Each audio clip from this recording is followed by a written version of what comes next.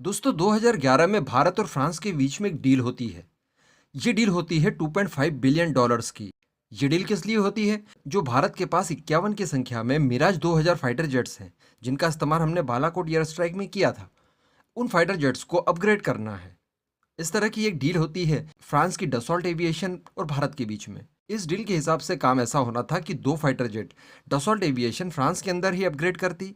उसके बाद में 2 फाइटर जेट भारत आकर एचएएल के साथ मिलकर और फिर अपग्रेड किया जाता। उसके बाद टेक्नोलॉजी ट्रांसफर कर दी जाती एचएएल को, और एचएएल अपने आप से बाकी के सारे फाइटर जेट्स को अपग्रेड अपने हिसाब से कर लेता, यानी कॉन्ट्रैक्ट के हिसाब से कर लेता।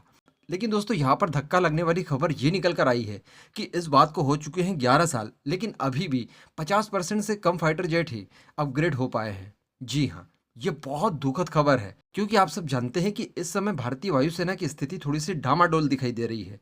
अभी हम लोग 2-3 दिनों से उसी पर डिस्कस कर रहे हैं। रफाल खरीदने हैं, एमएमआरसीए 2.0 डील, तेजस को लेकर कई अनाप शनाप खबरें निकल कर आ रही है। तो इस तरह की चीज़ों से हम लोग पहले ही मायूस थे। अब इस तरह की बड़ी खबर आ जाना यहाँ पर हमारी मायूसी को 2x कर दिया।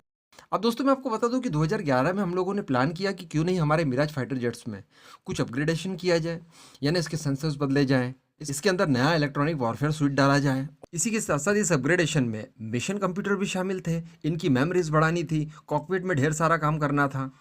लेकिन दोस्तों मैंने आपको बताया कि अभी 11 साल होने के बावजूद ये काम बहुत कम हो पाया है, 50% से भी कम। हालांकि इसके पीछे कई सारे कारण बताए गए हैं। सबसे बड़ा कारण ये था कि कोविड महामारी आ गई।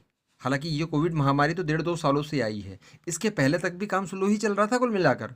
इसके बाद दोस्तों बताया गया था कि 2019 में एक अपग्रेडेड मिराज 2000 था, जिसके ट्रायल लिए गए, वो फ्लाइट के दौरान क्रैश हो जाता है। यानी हो सकता है कि अपग्रेडेशन बराबर नहीं हुआ हो और इसी कारण के चलते वो क्रैश हो गया हो। एक कारण ये भी बताया जा रहा है। उसके बाद फिर मंथन किया होगा, इन सारी चीज़ों के ऊपर गहन अध्ययन करके फिर नई चीज़ों को शामिल किया गया होगा, बारीकी से कमियों को छाट छाट कर बाहर किया गया होगा।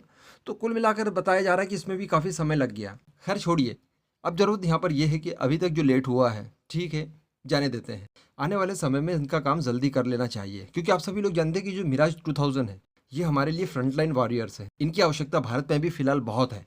दोस्तों इस पूरे मुद्दे पर आपका क्या मानना है, नीचे कमेंट करके ज़रूर बताइएगा।